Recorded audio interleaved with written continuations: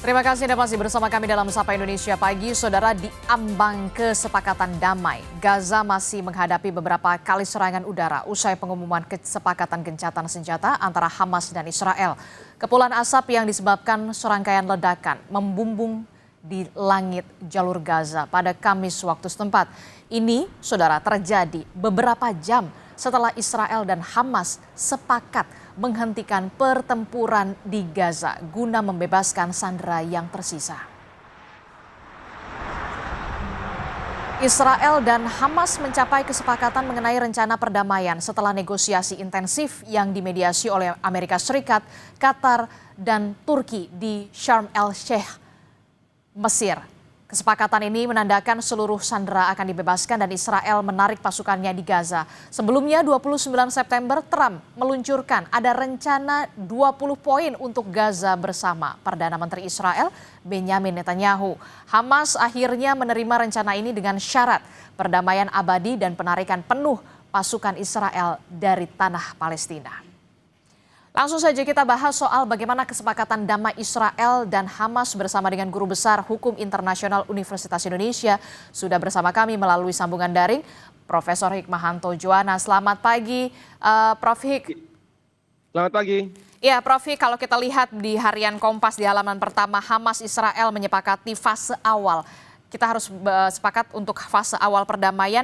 Ini adalah pembebasan sandera dan juga tahanan, penarikan pasukan, serta pembukaan akses bantuan ke Gaza.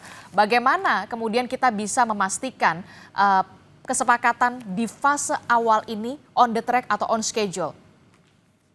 Ya, 3 hal yang saya dengar dari berita-berita, yaitu pertama adalah akan ada pasukan dari negara-negara di Timur Tengah yang akan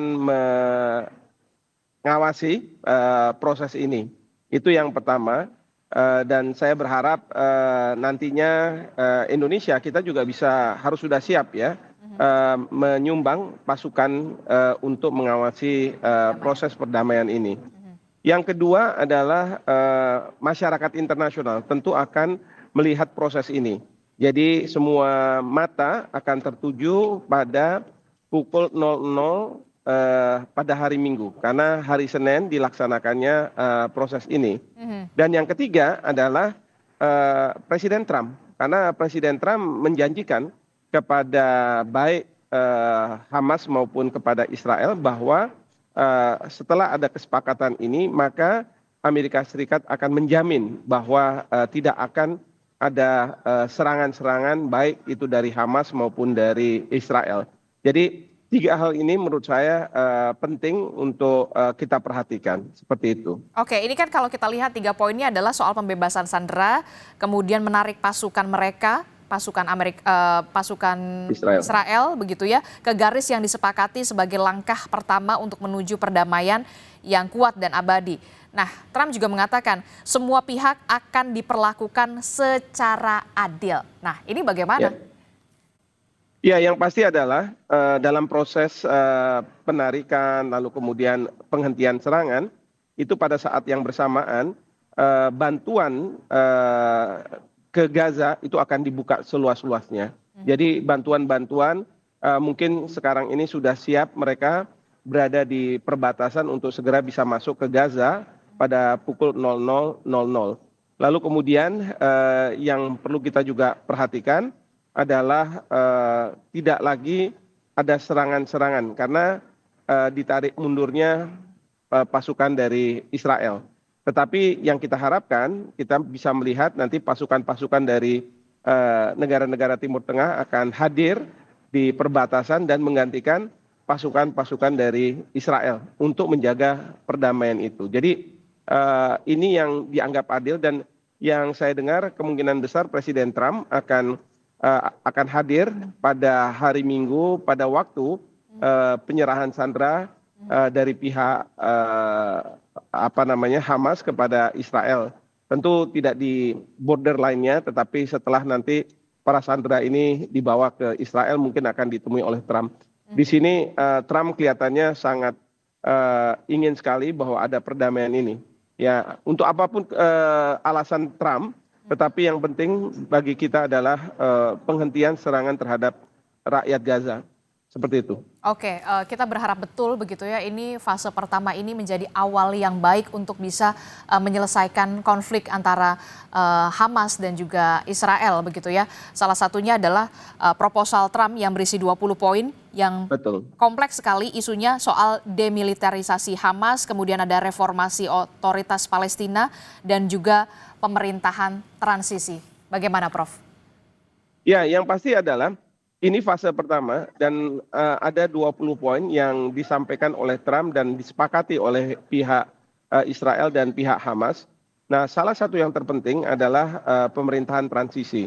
Nah, pemerintahan transisi ini tugasnya ada dua sebenarnya. Pertama adalah melakukan rekonstruksi terhadap Gaza dan kemudian mengembalikan infrastruktur, fasilitas air minum, air bersih dan sebagainya, dan juga masuknya bantuan-bantuan, termasuk juga mengatur mengenai pasukan perdamaian, pasukan yang disebut sebagai ISF, International Stabilization Force. Nah, di sini kita berharap bahwa pasukan Indonesia, sebagaimana dijanjikan oleh Bapak Presiden, bisa sudah mulai masuk di dalam ISF ini. Nah, yang jadi masalah adalah sekarang siapa yang akan memimpin pemerintahan transisi. Di dalam berbagai media ada yang menyebut mantan Perdana Menteri Tony Blair. Nah, kalau menurut saya sulit ya kalau misalnya Tony Blair yang akan dimunculkan, karena di samping dia warga negara Inggris yang kita tahu masalah Israel Palestina ini dimunculkan karena Inggris, dan kemudian juga ada permasalahan di mana Tony Blair punya lembaga yang terafiliasi dengan Israel. Nah, kalau saya mengusulkan adalah harusnya pemimpin transisi ini adalah dari negara Islam Timur Tengah, bahkan dari Indonesia. Misalnya saja Pak mantan Wapres kita Pak Yusuf Kalla bisa muncul di endorse oleh Bapak Presiden dan diusulkan supaya bisa memimpin, karena beliau sudah punya pengalaman untuk di pemerintahan. Kita tahu pernah jadi menteri di Indonesia, bahkan jadi wakil presiden, dan kemudian punya concern yang sangat tinggi terhadap rakyat Palestina dengan menginisiasi berdirinya Rumah Sakit Indonesia di Palestina. Jadi mudah-mudahan beliau bisa diterima oleh rakyat Palestina, dan beliau seorang ekonom yang diharapkan dapat menggerakkan perekonomian di Gaza pasca perang ini. Ya, jadi yang penting adalah rekonstruksi dan kemudian mengembalikan kehidupan masyarakat di Gaza, dan kemudian juga menggerakkan perekonomian, karena tidak bisa masyarakat itu dibiarkan dengan berbagai bantuan-bantuan. Nah, jadi ini yang penting, dan kemudian pemerintahan transisi ini sebenarnya akan mendorong agar ada komunikasi antara Israel dengan rakyat Palestina, agar Israel bisa mengakui kemerdekaan dari Palestina. Karena di poin 20, yang ke-20, dalam proposal yang disampaikan oleh Trump, itu didorong adanya komunikasi antara kedua belah pihak, sehingga walaupun di situ belum disebutkan bahwa akan ada negara Palestina merdeka, tetapi kita berharap bahwa Israel akan segera mengakui Palestina merdeka. Karena pada saat sekarang, meskipun sudah ada 157 negara yang mengakui, tapi kalau Israel belum keluar dan belum mengakui Palestina, maka Palestina sebenarnya masih belum merdeka. Sia-sia saja. Tapi tadi yang sudah Anda sebutkan soal kontribusi Indonesia untuk bisa rekonstruksi di sana, untuk ambil peran selain yang tadi Anda sudah sebutkan lagi, sebenarnya apa yang bisa dilakukan Indonesia untuk bisa dalam tanda kutip berperan aktif soal perdamaian, termasuk juga rekonstruksi dari kita lihat pemerintahan Palestina di sana? Ya, banyak sekali ya. Pertama adalah kita berharap pasukan yang dijanjikan Bapak Presiden masuk. Yang kedua adalah kita berharap ada orang Indonesia yang ada di pemerintahan transisi. Bahkan kita harus siap dengan membantu siapapun yang ditunjuk. Kalau misalnya dari Indonesia, sumber daya manusia yang membantu orang Indonesia ini yang memimpin untuk bisa bekerja, dan anggaran awal ya yang dibutuhkan. Jadi kita bisa lakukan itu. Lalu saya berharap juga dalam proses rekonstruksi ini, perusahaan-perusahaan BUMN, karya-karya, ini jangan sampai perusahaan-perusahaan BUMN ini yang karya-karya ini fokus cuma di Indonesia saja. Mereka harus go international. Ada kesempatan yang baik untuk melakukan rekonstruksi, lalu kemudian juga kita bisa membantu Palestina dengan dana pinjaman begitu ya. Mungkin dengan negara-negara Timur Tengah akan dibangun Asian Development Bank, di mana uang itu disalurkan lewat ADB atau Islamic Development Bank yang kemudian akan digunakan untuk melakukan rekonstruksi.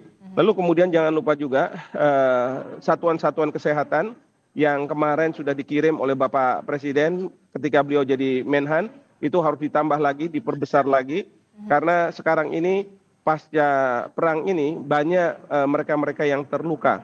Jadi ini juga harus dikirim, dan kemudian juga tentu pasokan pangan dan lain sebagainya tetap harus dilakukan.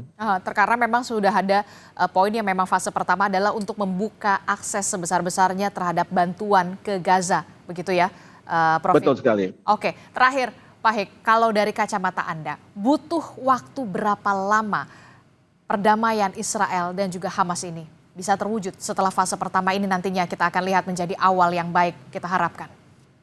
Ya, kita harapkan sebenarnya segera ya. Jadi sekarang ini sudah terjadi gencatan senjata. Fase berikutnya adalah proses rekonstruksi dari Palestina. Karena Israel sekarang sudah tidak punya alasan lagi untuk melakukan serangan ke Gaza, karena nantinya para sandera bahkan yang meninggal pun akan dikembalikan oleh Hamas. Dan kemudian dari pihak Palestina juga akan dikembalikan tahanan-tahanan politik dan lain sebagainya, walaupun di Israel itu ada sayap kanan yang tidak setuju, tetapi ini sudah menjadi komitmen, jadi kita harus lihat bahwa ini proses ini dilakukan. Jadi setelah fase pertama ini kita nanti lihat dalam beberapa hari, masuk ke fase berikutnya. Fase berikutnya itu adalah fase di mana dipikirkan tentang pemerintahan transisi. Nah, ini kita semua sudah siap gitu ya. Dan kemudian juga bantuan-bantuan, mungkin saya yakin kendaraan-kendaraan besar gitu ya yang membawa bantuan-bantuan itu sekarang sudah juga siap untuk mendistribusi, dan kemudian itu harus terus setiap hari harus diberikan, karena rakyat Palestina pada saat sekarang ini di Gaza itu sudah banyak yang kelaparan, mereka membutuhkan makanan dan minuman, dan ini harus langsung disalurkan lah gitu. Oke, keadilan untuk Gaza fase pertama awal perdamaian, kita tunggu saja bagaimana, dan kita berharap ini benar-benar terwujud untuk bisa masyarakat Gaza kembali hidup secara normal. Terima kasih Guru Besar Hukum Internasional Universitas Indonesia, Profesor Hikmahanto Juwana telah bergabung bersama kami. Sehat selalu, Prof. Assalamualaikum. Terima kasih. Selamat pagi. Waalaikumsalam.